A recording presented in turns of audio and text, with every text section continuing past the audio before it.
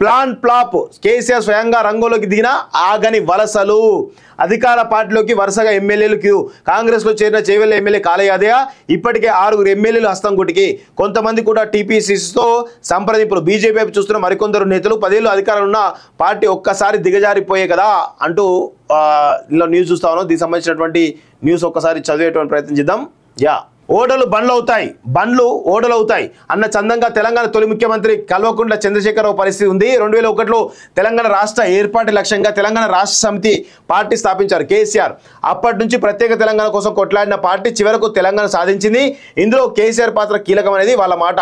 అదే సమయంలో రాష్ట్ర ప్రజలు కూడా టీఆర్ఎస్ను నమ్మి ఓట్లు వేసి అధికారంలోకి తీసుకొచ్చారు. తెలంగాణకు తొలి ముఖ్యమంత్రి దళితుడిని చేస్తా అన్న కేసీఆర్ రాష్ట్రానికి మొట్టమొదటి సీఎంగా కేసీఆర్ను చేయడం జరిగింది.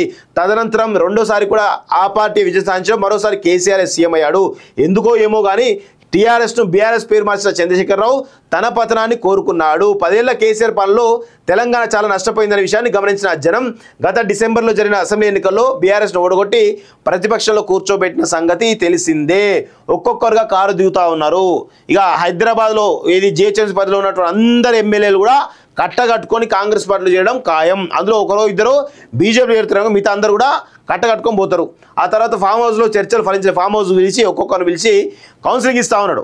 మనం త్వరలో అధికారంలోకి వస్తాం, మీరు పోకండి అని చెప్పేసి వాళ్ళకు మాయముచ్చలు. ఎందుకంటే పిట్టల దొర కాబట్టి మాయముచ్చలు చెప్పడంలో సిద్ధహస్తుడు. ఆ ప్రజల్నే మోసం చేసినాడు, ఎమ్మెల్యే మోసం చేయడా తన మాటలతోటి. సో ఆ విధంగా చేసేటువంటి ప్రయత్నం ఏతుందో అది కూడా బెడిచికొట్టినట్టు తెలుస్తూ ఉంది కాంగ్రెస్లో చేరిన ఎమ్మెల్యే కాలయాదయ్య. సో మొత్తానికైతే డైరెక్ట్గా కేసీఆర్ రంగంలోకి దిగి బతిమిలాడి కాళ్ళు పట్టుకున్నా కానీ ఎమ్మెల్యేలు పార్టీలో ఉన్నటువంటి పరిస్థితి కనబడతా ఉంది.